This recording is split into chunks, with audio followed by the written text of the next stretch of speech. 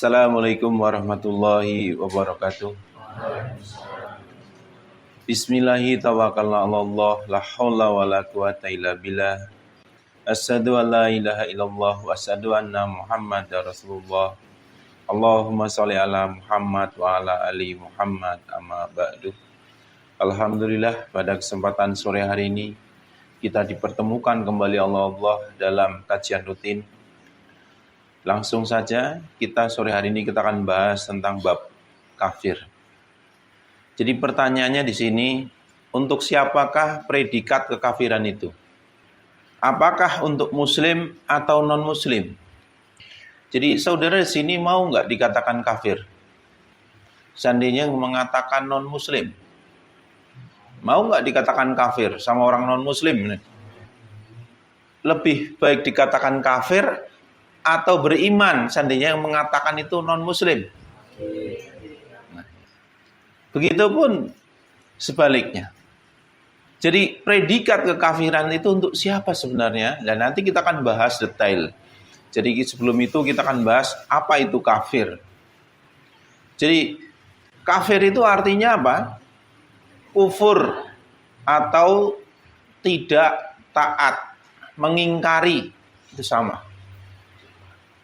Seandainya kita dikatakan oleh non-muslim atau mungkin orang Nasrani mengatakan, kafir. Kalau saya bangga dikatakan orang Nasrani saya kafir. Karena apa? Seandainya saya dikatakan oleh orang Nasrani saya beriman, berarti saya harus meyakini dan mentaati ajaran Nasrani. Ya kan? Nah begitu pun orang Nasrani seandainya mereka nggak terima dikatakan kita sebagai orang Muslim kafir, harusnya mereka mau belajar dan mentaati ajaran Islam. Karena hari ini predikat kafir seakan-akan itu jadi orang yang nggak percaya Allah, nggak meyakini Allah, nggak percaya dengan Tuhan, nggak meyakini dengan Tuhan. Jadi seakan-akan setiap orang nggak mau dikatakan kafir. Padahal kalau kita bahas, kita akan bahas tentang lawan kata dari kata kafir itu apa? Lawan kata dari kata kafir adalah iman. Lah, maka kita akan belajar apa itu kafir. Itu kepada makhluk Allah yang pertama kali berbuat kekafiran. Siapa? Iblis. Maka di dalam Quran surat Al-Baqarah ayat 34 Allah Subhanahu wa taala berfirman, Bismillahirrahmanirrahim, yang artinya, dan ingatlah ketika kami berfirman kepada para malaikat, sujudlah kamu kepada Adam, maka mereka pun sujud kecuali iblis. Ia menolak dan menyombongkan diri dan ia termasuk golongan yang kafir. Nah, ini satu ayat ini sebagai pembelajaran untuk kita sebagai seorang muslim. Iblis dikatakan kafir. Apakah dia tidak percaya dengan Allah? Percaya, bahkan dia di hadapan Allah. Apakah dia tidak meyakini surga dan neraka? Bahkan dia hidup di dalam surga kala itu. Tapi kenapa iblis dikatakan kafir? Ternyata masalahnya adalah ketaatan. Dia percaya, yakin Allah sebagai pencipta semesta alam, tapi dia mengingkari atau tidak taat. Itu yang menjadikan iblis itu kafir. Sedangkan iman, bicara tentang keimanan, Rasulullah SAW pernah bersabda, kamu beriman kepada Allah, malaikat-malaikatnya, kitab-kitabnya, utusannya, hari akhir, dan takdir baik dan buruk. Hadis riwayat Tirmizi nomor 2535.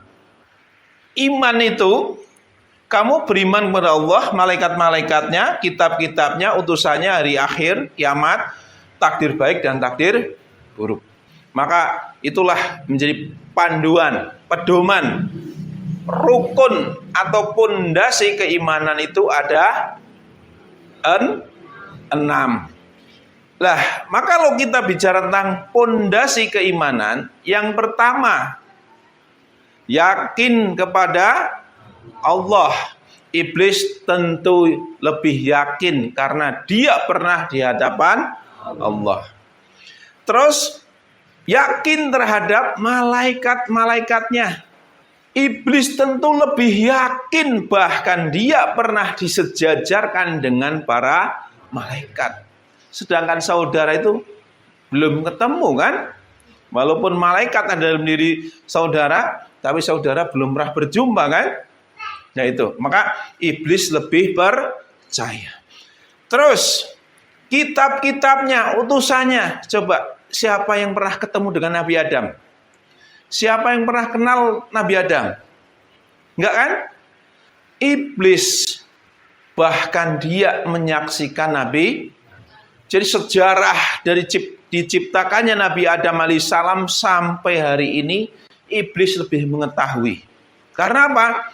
Dia hidup kekal di dunia ini, dia pernah minta ditangguhkan umurnya sampai kiamat tiba. Kekal di dunia ini sampai langit dan bumi hancur baru dia akan mati. Itu iblis. Sedangkan keimanan, iman itu saudara percaya, saudara yakin, dan saudara mentaati. Jadi antara iman dan kekafiran itu sama-sama, orang itu percaya, meyakini, dan yang membedakan itu antara saudara mentaati dan saudara mengingkari. Itu kekafiran. Antara kafir dan iman. Jadi bukan berarti orang kafir itu orang yang sama sekali nggak percaya, bukan. Tapi ketika saudara mengingkari perintah-perintah Allah, itu juga kekafiran. Jadi setiap perbuatan dosa itu perbuatan apa? Yang dilarang atau diperintah? Dilarang. Setiap perbuatan dosa, sekecil apapun itu perbuatan dosa, itu dilarang oleh Allah. Ketika saudara melakukan perbuatan dosa itu, kira-kira saudara mentaati Allah enggak? Kalau saudara tidak mentaati Allah, bahasa Arabnya itu apa? Kufur, kafir. Jadi artinya kekafiran itu adalah perbuatan dosa. Mau sekecil apapun ataupun sebesar apapun, hingga perbuatan dosa yang menjadikan seseorang murtad dari agama Islam, itu juga kekafiran. Jadi kekafiran itu banyak. Dari yang paling kecil sampai yang menjadikan seseorang murtad dari agama Islam. Jadi setiap perbuatan dosa adalah perbuatan kekafiran, tetapi tidak semua perbuatan kekafiran menjadikan seorang murtad dari agama Islam. Jadi artinya apa? Setiap orang memiliki dosa enggak? Setiap orang memiliki perbuatan kekafiran enggak? Setiap orang. Itu alasannya kenapa kita enggak boleh menuduh orang lain kafir atau mengkafirkan orang lain. Maka kita bahas dalil-dalil dalam hadis-hadis Rasulullah. Dalam riwayat Imam Bukhari diterangkan dalam hadis nomor 3317. Rasulullah SAW bersabda, tidak ada seorang lelaki pun yang mengakui bapak kepada orang yang bukan bapaknya, padahal ia tahu kalau itu bukan bapaknya, kecuali dia telah kufur atau kafir. Bukan bapak kandung dianggap sebagai bapak kandung, itu enggak boleh. Itu juga dosa. Maka itu juga kufur. Barang siapa yang mengaku sesuatu yang bukan haknya, berarti dia tidak termasuk golongan kami, dan hendaklah ia menempati tempat duduknya dari api neraka. Mengakui bukan haknya juga kekufuran. Dan barang siapa yang memanggil seseorang dengan panggilan kafir atau musuh Allah padahal dia tidak kafir, maka tuduhan itu akan kembali kepada si penuduh. Makanya kita nggak boleh istilahnya menuduh, hei kafir, hei kamu pendosa, hei kamu berbuat ini maksiat, kamu berbuat berzina atau segala macam, enggak boleh. Kecuali ada saksi-saksi, begitu kan? Intinya dalam Islam kita enggak boleh mengkafirkan orang lain. Kita enggak boleh mengkoreksi keburukan-keburukan saudara sendiri, umat Islam. Maka di dalam hadis lain juga diterangkan, Rasulullah SAW bersabda, aku diperlihatkan neraka. Tiba-tiba aku lihat kebanyakan penghuninya adalah perempuan yang kufur. Beliau ditanya, apakah mereka kufur kepada Allah? Beliau menjawab, mereka kufur kepada suami dan kebaikannya. Jika engkau berbuat baik kepada salah seorang di antara mereka selama setahun, kemudian melihat sesuatu yang mengecewakan, dia akan berkata, saya tidak melihat kebaikanmu sedikit pun. Hadis riwayat Bukhari. Itu jelas. Jadi kekufuran enggak selalu ditujukan kepada non-muslim, tapi juga kita sebagai seorang muslim. Karena setiap perbuatan dosa adalah perbuatan kekafiran. Maka di dalam hadis lain, Rasulullah SAW bersabda, tidaklah seorang pezina berzina dalam keadaan mukmin atau beriman, dan tidaklah peminum minuman keras ketika meminumnya dalam keadaan mukmin, serta tidaklah mencuri ketika mencuri dalam keadaan mukmin. Hadis riwayat muttafaq alaih. Jadi seseorang ketika sedang melakukan perbuatan dosa, itu berarti dia dalam keadaan tidak taat kepada Allah, atau dengan kata lain dalam keadaan kekafiran. Jadi setiap perbuatan dosa, setiap keingkaran yang kita lakukan itu adalah perbuatan kekafiran, sekecil apapun. Maka itu alasannya kenapa kita nggak boleh mengkafirkan orang lain. Hei kamu sesat, hei kamu kafir. Setiap kesesatan, kafiran atau setiap perbuatan dosa itu urusan setiap orang pada penciptanya, bukan kepada kita sama muslim. Emang kita menjadi panitia surga? Sejak kapan kita dijadikan panitia surga, dijadikan panitia akhirat yang menghukumi ini bid'ah, ini kafir segala macam? Itu urusan kembali pada Allah. Jadi setiap orang yang tidak terlepas dari perbuatan dosa. Jadi setiap orang tidak terlepas dari perbuatan dosa atau kekafiran. Itulah mengapa kita tidak boleh mengkafirkan orang lain. Kafir memiliki arti yang berkelanjutan. Sebagaimana maknanya, kafir dahulu digunakan bangsa Arab itu dengan istilah mengubur atau menutup. Bagi para petani katanya di sana dulu, kafir itu mengubur. Biji-bijian dikufur, ditutup, dikubur. Jadi artinya yang pertama, arti itu adalah arti sebab. Yang kedua adalah akibat. Kekafiran seseorang atau perbuatan seseorang yang menjadikan atau berakibat menutup tertutupnya diri dari hidayah atau dari jalan yang lurus sampai dari pertolongan Allah, inayah. Lah itu. Jadi dari perbuatan dosa yang kita lakukan, yang seseorang lakukan, menjadikan seseorang itu tertutup dari pintu hidayah. Itu dua makna yang berkelanjutan.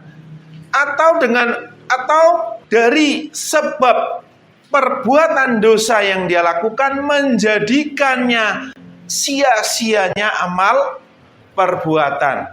Maka kafir itu memiliki dua makna yang berkelanjutan, yaitu sebab dan akibat. Pertama, ingkar menolak untuk taat, tunduk, dan patuh pada Allah dan Rasul-Nya, atau berbuat dosa. Dan makna yang kedua adalah akibat dari ketidaktaatan tersebut, akibat dari perbuatan dosa tersebut, akhirnya menutup diri dari pintu hidayah, dari pintu jalan yang lurus, atau rusaknya amal perbuatan. Maka di dalam Quran surat At-Takasur, contoh dalam Quran surat At-Takasur, Bismillahirrahmanirrahim, Alhaqumut takasur hatta zurtumul maqabir. Bermegah-megahan telah melalaikan kamu Jadi artinya seseorang ketika bermegah-megahan itu tidak mentaati Allah. Karena apa? Dilarang, agama melarang kita bermegah-megahan. Maka sunnahnya pun nggak ada. Walaupun Rasulullah pernah menjadi orang kaya, sahabat-sahabat Nabi jadi orang kaya, tapi harta kekayaannya bukan dinikmati untuk bermegah-megahan di dunia, tapi untuk memperjuangkan agama. Jadi ketika seseorang bermegah-megahan, dia berarti telah lalai. Lalai dari apa? Kalau dia telah tersesat. Lalai itu hilangnya kesadaran kalau dia sudah melenceng dari jalan yang lurus. Maka halahakum mutakasur hatta zurtumul makobir. Sampai kamu masuk ke dalam kubur. Jadi seseorang kalau bermegah-megahan pasti lalai, pasti tersesat sampai masuk ke dalam kubur atau sampai mati. Jadi sebab dia tidak taat menjadikan seseorang itu lalai. Jadi ini ada dua makna kekufuran. Jadi kufur yang pertama sebabnya dia tidak mentaati Allah. Yang kedua itu akibatnya dia lalai menyadari kalau dia telah tersesat. Terus dalam Quran surat Ali Imran ayat 32 Allah Subhanahu wa taala berfirman, bismillahirrahmanirrahim. Katakanlah Muhammad, taatilah Allah dan Rasul. Jika kamu berpaling, ketahuilah bahwa Allah tidak menyukai orang-orang kafir. Jadi orang kafir itu adalah orang yang tidak taat kepada Allah dan Rasulnya. Berlaku untuk siapapun. Muslim, semua muslim juga iya. Maka setiap perbuatan dosa yang kita lakukan adalah perbuatan kekafiran. Jadi kekafiran itu bukan hanya predikat untuk non-muslim, tetapi juga untuk kita sebagai orang muslim. Terus di ayat yang lain, bismillahirrahmanirrahim. Wahai orang-orang beriman, taatlah kepada Allah dan taatlah kepada Rasul. Dan janganlah kau merusakkan segala amalmu. Quran surat Muhammad ayat 33. Jadi ketidaktaatan seseorang, ketidaktaatan seorang muslim kepada Allah dan Rasulnya menjadikan rusaknya suatu amal perbuatan. Maka jaga, jangan sampai kita beramal. Setiap hari kita sholat, kita berbuat baik dan sebagainya, hanya karena kita berbuat dosa yang menjadikan amal perbuatan kita sia-sia. Kita nggak tahu dalam sebulan ini, dari bulan lalu hari ini kita sholat 5 waktu, sholat mana yang diterima oleh Allah? Semoga sih semuanya diterima. Tetapi ketika kita melakukan ketidaktaatan pada Allah dan Rasulnya, bisa jadi itu akan menjadi perusak amal perbuatan. Maka jaga, jangan sampai mengingkari ayat-ayat Allah. Karena ada sebuah hadis yang menerangkan, ketika kita mengingkari satu ayat dari Al-Quran, berarti kita telah mengkufuri isi Al-Quran. Karena apa? Ayat Quran itu berhubung kait antara satu ayat dengan ayat-ayat Al-Quran semuanya. Perbuatan dosa atau kekufuran adalah pintu setan masuk ke dalam diri. Jadi setiap perbuatan dosa itu adalah celah pintu setan masuk, menghasut, mempengaruhi pikiran kita dari sebab dosa-dosa yang kita lakukan. Maka di dalam Quran surat Maryam ayat 83 Allah Subhanahu wa taala berfirman, bismillahirrahmanirrahim.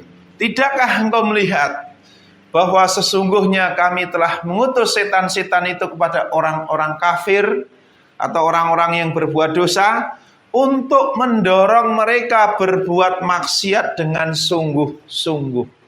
Jadi sebab seseorang melakukan perbuatan dosa itu menjadikan akibat setan masuk, membisikkan pikiran jahat, menghasut hatinya, membisikkan perbuatan-perbuatan yang bermaksiat, mengajak seseorang untuk bermaksiat. Maka kalau orang beriman, itu diterangkan ciri-cirinya. Orang-orang bertakwa diterangkan dalam Quran ciri-cirinya itu apa? Ketika dia dibayangi oleh pikiran jahat, dia ingat kepada Allah dan dia melihat dosa-dosanya. Itu orang beriman, orang yang bertakwa. Tapi hari ini banyak orang yang berbuat jahat saja nggak sadar kalau dia berbuat dosa. Jadi antara orang yang beriman dan orang yang kafir itu berbeda. Orang beriman baru pikiran jahat, belum berbuat jahat, sudah langsung ingat, wah ini setan menghasut pikiran saya, setan menghasut hati saya untuk berbuat maksiat, untuk berbuat dosa. Wah ini berarti saya melakukan dosa apa nih? Sehingga setan masuk dan menghasut diri saya. Itulah orang yang bertakwa. Tapi orang yang mengingkari ayat-ayat Allah, jangankan pikiran jahat, berbuat jahat pun dia tak sadar kalau dia telah tersesat. Jadi ketika seseorang melakukan perbuatan dosa, ya seperti apa? Kita boleh nggak takabur? Nggak boleh. Kita disuruh rendah hati. Boleh nggak maksiat? Zina boleh? Mencuri, dusta, khianat boleh nggak? Nggak boleh. Tapi ketika saudara melakukan hal-hal ini, itu akan menjadikan setan akhirnya masuk ke dalam diri saudara. Ini adalah pintu setan dalam memasuki seseorang itu. Ini pintunya. Pintunya adalah semua perbuatan dosa. Maka di ayat surat Maryam tadi jelaskan. Jadi Allah mengutus setan-setan itu kepada orang-orang yang tidak taat atau berbuat dosa, untuk mendorong mereka berbuat maksiat dengan sungguh-sungguh. Sehingga dari perbuatan dosa ini, setan masuk ke dalam diri saudara. Sehingga bagaimana agar saudara itu tersesat dari jalan yang lurus. Akhirnya bagaimana agar menutup pintu hidayah. Menutup ini jalan yang lurus, tapi bilang ini sesat, jangan ikutin. Ini sesat, jangan diikutin. Setan berusaha menghasut saudara seperti itu. Atau mungkin menjadikan saudara lupa, lalai. Kalau saudara telah tersesat dari jalan yang lurus, saudara bikin lalai, tidak menyadari. Walaupun sudah jelas-jelas bertentangan dengan ayat Allah, tetap saja saudara merasa benar. Itu juga perbuatan setan. Masuknya penyakit malas, sakit, bencana, murtad dan sebagainya, sampai akhirnya murtad jadi musuh kebenaran. Itu juga dari sebab-sebab dosa-dosa yang kecil yang tidak saudara tutup dengan beristighfar, dengan mendekatkan diri kepada Allah, sehingga setan menghasut saudara agar saudara menjadi temannya setan. Jadi kalau orang murtad dari agama Islam, itu ada proses panjang. Dari dosa-dosa yang kecil yang dia lakukan, menjadi dosa-dosa yang besar yang dia lakukan, hingga dia tidak merasa berdosa sekalipun dosanya banyak. Sehingga pada akhirnya setan membisikkan dengan bisikan yang macam-macam. Sampai hari ini, puncaknya dari fitnah, puncaknya dari huru-hara akhir zaman, itu ya hari ini. Banyak orang menghina penciptanya, banyak orang menghina Rasulullah, padahal orang itu orang muslim ngakunya. Itu hari ini. Kalau dia tidak banyak berbuat dosa, mungkin juga dia punya kesadaran, ngapain sih ngomong kayak gitu. Jadi hari ini banyak manusia yang dikendalikan oleh setan, sehingga dia mencaci, memaki penciptanya, mencaci, memaki utusannya. Itu sebenarnya dari bisikan setan. Maka kalau saudara hari ini beriman, syukuri, itu adalah anugerah yang terbesar yang Allah berikan kepada saudara, sehingga saudara masih tetap di atas jalan yang lurus. Kita buka surat Quran, surat As-Saba ayat 21. Bismillahirrahmanirrahim. Dan tidak ada kekuasaan iblis terhadap mereka, melainkan hanya agar kami dapat membedakan siapa yang beriman kepada adanya akhirat dan siapa yang masih ragu-ragu tentang akhirat itu. Dan Tuhanmu maha memelihara segala sesuatu. Jadi Tidak ada kekuasaan iblis terhadap mereka, melainkan hanya agar kami dapat membedakan yang orang benar-benar beriman dan orang yang kafir atau meragukan akhirat. Jadi iblis itu ujian buat manusia hari ini. Kalau seandainya nggak ada iblis, kita mungkin bingung mana yang benar, mana yang salah juga nggak tahu. Karena apa? Tolak ukur kebenaran itu setelah ada kebatilan. Tolak ukur kebenaran itu karena ada yang salah. Kalau seandainya nggak ada yang salah, bisa nggak membedakan yang benar? Ya sama semua. Seandainya seperti terang dan malam, siang dan malam. Seandainya nggak pernah ada malam, matahari berhenti terus, bersinar terus, terang terus. Kira-kira kita mengenal gelap nggak? Enggak. Adanya terang itu karena ada yang gelap. Maka semua itu sebagai ujian. Adanya setan, iblis itu ya ujian buat kita. Tinggal saudara beramal, amalannya buruk, banyak berbuat dosa, yang akhirnya menjadikan sebab-sebab saudara menjadi ujian bagi orang-orang yang beriman. Bismillahirrahmanirrahim. Sesungguhnya terhadap hamba-hambaku engkau iblis tidaklah dapat berkuasa atas mereka, dan cukuplah Tuhanmu sebagai penjaga. Quran surat Al-Isra ayat 65. Jadi ini terangkan bahwa hamba-hamba Allah adalah hamba yang benar-benar taat, tunduk, dan patuh pada Allah. Niscaya iblis itu tidak dapat menguasainya. Jangankan setan, iblis saja nggak bisa. Maka ketika kita dikuasai oleh setan, dikuasai oleh iblis, itu dari sebab apa? Saudara yang membuka pintu itu sendiri, yaitu perbuatan dosa, kekafiran. Jadi perbuatan kekafiran itu menjadikan pintu diri kita dengan setan itu terbuka, sehingga setan masuk ke dalam diri. Terus di ayat yang lain, Quran surat Al-A'raf ayat 182 dan 183. Bismillahirrahmanirrahim. Dan orang-orang yang mendustakan, mengkufuri ayat-ayat kami, akan kami biarkan mereka berangsur-angsur ke arah kebinasaan dengan cara yang tidak mereka ketahui. Dan aku akan memberikan tenggang waktu kepada mereka. Sungguh rencanaku sangat teguh. Orang yang mengkufuri, orang yang tidak taat kepada ayat-ayat Allah, akan dibiarkan oleh Allah berangsur-angsur ke arah kebinasaan, berangsur-angsur ke arah kesesatan tanpa dia sadari. Merasanya masih benar, rasanya masih sholat 5 waktu, tapi akhlaknya sudah menunjukkan akhlaknya iblis. Itu ya karena dia merasa benar dengan ibadahnya, merasa benar dengan bacaannya, merasa benar dengan puasanya, merasa benar dengan ibadahnya. Akhirnya akhlaknya rusak, dia keluar dari Islam seperti keluarnya anak panah dari busurnya. Itu ada hadisnya, itu kaum Khawarij. Khawarij itu keluar dari apa? Keluar dari Islam. Orang yang beramal, beribadah, sholat, baca Quran, tetapi dia keluar dari Islam seperti anak panah keluar dari busurnya. Karena apa? Amal ibadahnya tidak menjadikannya dia rendah hati, tawadu pada Allah, tapi menjadikannya tinggi hati, merasa paling benar, takabur. Jadi akhirnya amal ibadahnya seperti amal ibadahnya iblis. Jika seseorang melakukan kemaksiatan atau perbuatan dosa, tetapi Allah tidak menimpakannya ujian dan bencana, maka orang tersebut sudah diberi istidraj dan syaitan sebagai pelindungnya.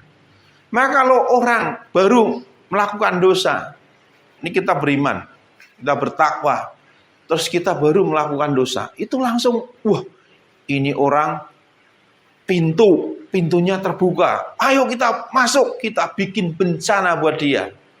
Kalau orang yang beriman. Makanya setiap perbuatan dosa, tebusannya sakitlah, bencanalah, celakaanlah, gimanalah. Itu banyak. Tapi kalau orang itu kira-kira orang ini pintunya udah terbuka lebar. Karena dosa-dosanya udah banyak. Maksiat mulu kerjanya. Wah, setan datang bukan bikin bencana, dielus, disayang. Ini teman kita, teman saya. Kita jaga jangan sampai dia sakit, kita jaga jangan sampai dia celaka. Dikasih harta yang banyak, dikasih kekayaan yang melimpah. Jadi seakan-akan orang tersebut walaupun ahli ibadah tapi perbuatan dosanya banyak, dia tetap merasa benar. Maka di dalam Quran surat Al-Mudatsir ayat 12-14 diterangkan, Bismillahirrahmanirrahim. Dan aku berikan baginya kekayaan yang melimpah dan anak-anak yang selalu bersamanya, dan aku berikan baginya kelapangan hidup yang seluas-luasnya. Ini bagi orang-orang kafir. Pada akhirnya diberikan seperti ini karena apa? Dikasih istidraj itu karena apa? Karena sulit untuk meninggalkan perbuatan-perbuatan yang tercela, perbuatan-perbuatan dosa, perbuatan-perbuatan kekafiran. Akhirnya dikasih istidraj. Maka bedakan antara orang yang beriman dan orang-orang yang kufur. Maka di dalam Quran surat Al-Baqarah ayat 257 diterangkan, Bismillahirrahmanirrahim. Allah melindungi orang yang beriman, dia mengeluarkan mereka dari kegelapan kepada cahaya iman, dan orang-orang yang kafir pelindung-pelindungnya adalah setan yang mengeluarkan mereka dari cahaya kepada kegelapan. Mereka adalah penghuni neraka, mereka kekal di dalamnya. Jadi orang yang beriman, pelindung-pelindungnya adalah Allah. Maka tadi terangkan, iblis itu nggak bisa menguasai orang-orang beriman. Karena apa? Yang melindungi Allah, skenarionya Allah. Tapi kalau orang tersebut sudah mengkafiri ayat-ayat Allah, mengkufuri ayat-ayat Allah, diserahkan oleh Allah kepada setan. Maka tadi ayat surat Maryam ayat 83 terangkan, setan diutus untuk mereka, untuk menjadi pelindungnya. Jadi yang menskenariokan hidupnya itu diserahkan kepada iblis, pada setan. Jadi ketika dunia hari ini banyak huru-hara, bencana dan sebagainya, banyak kekufuran. Ketika setan, iblis menguasai dunia, di sana iblis bisa menskenariokan umat manusia. Karena apa? Kebanyakan manusia dikendalikan oleh setan. Makanya siapa yang dekat hari ini dengan setan, siapa yang dekat dengan iblis, ya pasti dia akan diberikan segala-galanya. Karena apa? Dunia ini adalah surganya orang kafir dan penjaranya orang-orang yang beriman. Tapi beda dengan orang-orang yang beriman, yang setiap kali berbuat salah, setiap kali berbuat dosa, setiap kali berbuat keingkaran, ujian akan datang. Karena setan selalu mengintai. Kalau saudara berbuat dosa, nggak mau ditutup dengan istighfar, mendekatkan diri pada Allah, sholat taubat, saudara keluar jalan sana, setiap tikungan banyak setan-setan lagi menungguin saudara untuk bikin bencana. Maka kalau orang berbuat dosa, keluar rumah rasanya nggak enak. Begitu keluar di sana, tahu-tahu matanya blank, tahu-tahu tabrakan, deal. Setan yang bikin bencana. Maka kalau kita beriman, ya ingat baik-baik, jaga amal perbuatan kita, jauhi segala perbuatan dosa. Karena musuhnya adalah setan, di mana setan itu ada di mana-mana, di perempatan, di tikungan, di jalan, di kegelapan, dimanapun ada. Dan siap membuat bencana terhadap orang-orang yang beriman ketika dia melakukan dosa. Maka diterangkan dalam sebuah hadis, Rasulullah SAW bersabda, ujian akan selalu bersama dengan orang beriman, lelaki maupun perempuan, baik pada dalam diri, anak, dan hartanya, sampai dia bertemu dengan Allah dalam keadaan tidak mempunyai dosa pun, satu dosa pun. Hadis riwayat Tirmizi. Ujian akan datang selalu bersama orang-orang beriman, sampai kita nggak memiliki dosa. Maka setiap dosa itu pasti ada tebusannya berarti. Nah itu kenapa setan ini yang selalu bikin bencana kepada orang-orang yang berdosa. Kalau kita menjauhkan diri dari dosa, insya Allah Allah akan mudahkan kita di jalan yang lurus ini. Jadi inilah makna dari kafir, yang artinya bukan hanya tidak taat atau keingkaran, tetapi juga mengubur, menutup sebuah amal perbuatan atau sia-sianya amal perbuatan. Jadi dari sebab perbuatan dosa menjadikan sia-sianya amal baik, sia-sianya amal yang soleh, istilahnya seperti itu. Jadi penghapus, atau dengan kata lain, dari perbuatan dosa mengakibatkan banyaknya ujian. Kita diuji karena kita belum lulus ujian, berarti masih melakukan dosa, diuji lagi. Jadi itu maknanya. Jadi kafir adalah kata sifat yang ditujukan kepada seorang yang tidak mentaati perintah Allah dan Rasul-Nya, dan bisa ditujukan kepada suatu kaum. Bukan hanya untuk satu orang, tapi kepada suatu kaum.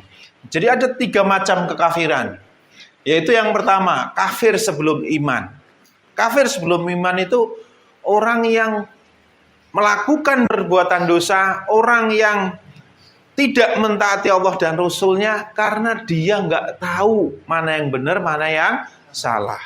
Atau saudara mungkin lahir di belahan dunia lain di sana, di kutub atau mungkin di mana. Hari ini kan nggak ada yang bisa jamin. Saudara Muslim karena orang tuanya Muslim kan? Coba kalau saudara lahir di Israel, ada yang jaminan saudara hari ini menjadi orang Muslim? Maka syukuri kalau hari ini saudara Muslim.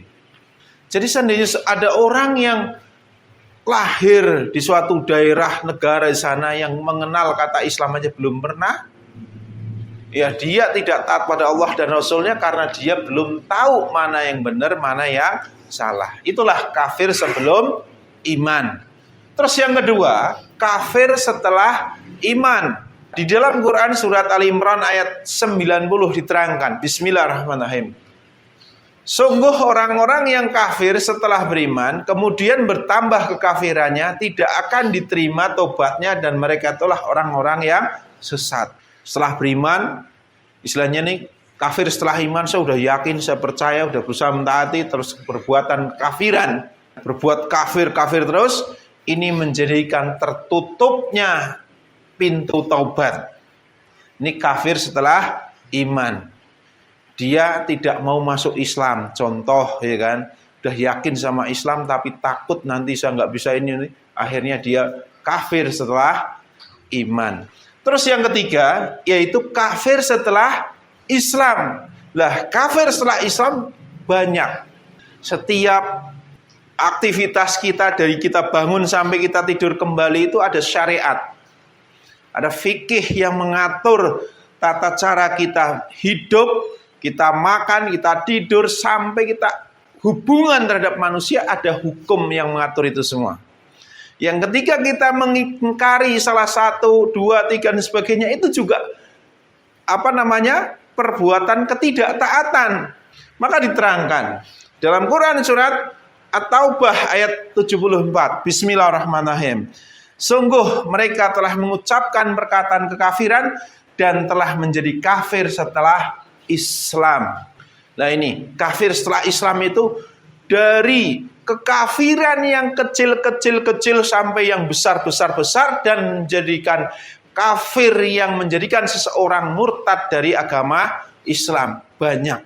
Perbuatan dosa yang kecil sampai perbuatan dosa yang menjadikan seseorang murtad dari agama Islam. Intinya banyak. Maka kembali lagi, seseorang ketika melakukan dosa besar sekalipun, jika dia bersungguh-sungguh bertobat pada Allah, insya Allah saudara dapati Allah sebagai Maha Pengampun. Nah ini kafir setelah Islam. Ada 3 macam kafiran. Setelah Islam, setelah syariat Islam tegak, baru ketika syariat Islam telah tegak, orang-orang kafir dikelompokkan menjadi 4 kelompok. Ini setelah Rasulullah dulu menaklukkan negeri-negeri. Setelah ditaklukkan, maka orang kafir dikelompokkan menjadi 4 kelompok, yaitu kafir zimmi, kafir muahad, kafir mustaman, dan kafir harbi. Nah, ciri-cirinya seperti apa? Orang kafir zimmi, orang yang kafir membayar jizyah, bayar upeti, dia hidup di kalangan kaum muslimin. Kafir zimmi. Ya kalau sekarang mungkin non muslim atau apalah sebagainya. Non muslim. Tapi dia tinggal di jamaah kaum muslimin. Dia dilindungi juga. Terus kafir muahad, yaitu orang-orang yang kafir telah terjadi kesepakatan antara mereka dan kaum muslimin.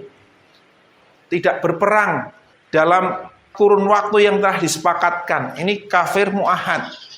Terus yang tiga, kafir mustaman, yaitu orang yang mendapat jaminan keamanan dari kaum muslimin atau sebagian kaum muslimin. Mungkin orang yang kafir ada jaminan dari keluarganya atau apa keamanan istilah seperti itu. Ini terus yang keempat adalah kafir harbi. Orang kafir benar-benar menabuh genderang perang dengan kaum muslimin ini. Ini semua setelah syariat Islam tegak. Kalau hari ini nggak bisa dikelompokkan dari mana. Orang yang non muslim dikatakan kafir aja nggak terima. Jadi kafir nggak terima. Ngatain kita kafir, kalau kita alhamdulillah kalau kita dikatakan kafir kan. Tadi di awal kan bilang gitu kan. Mau dikatakan beriman terhadap ajaran Nasrani. Saudara menyembah Yesus. Mau? Ya kita lebih baik dikatakan kafir oleh Nasrani. Nah kalau kita bilang Nasrani kafir, kalau dia nggak terima, ya sudah. Kalau kamu nggak terima, ayo kita datang ke masjid, kita belajar, kita taati Allah dan Rasulnya. Nggak mau, lah kalau nggak mau itu namanya kafir, gitu kan? Kalau iman itu ya berarti kita mau belajar, mau mentaati. Nah itu. Jadi kafir itu hanya kata sifat yang artinya tidak taat. Yang ada dari sebab-sebab seseorang mengingkari ayat-ayat Allah menjadikan akibat tertutupnya diri dari hidayah Allah, terkuburnya suatu amal perbuatan atau sia-sianya atau rusaknya amal perbuatan. Itulah kafir. Ya, demikian tadi apa yang bisa saya sampaikan. Ada salah kata dari pribadi saya, benar ya Allah. Saya akhiri. Wassalamualaikum warahmatullahi wabarakatuh.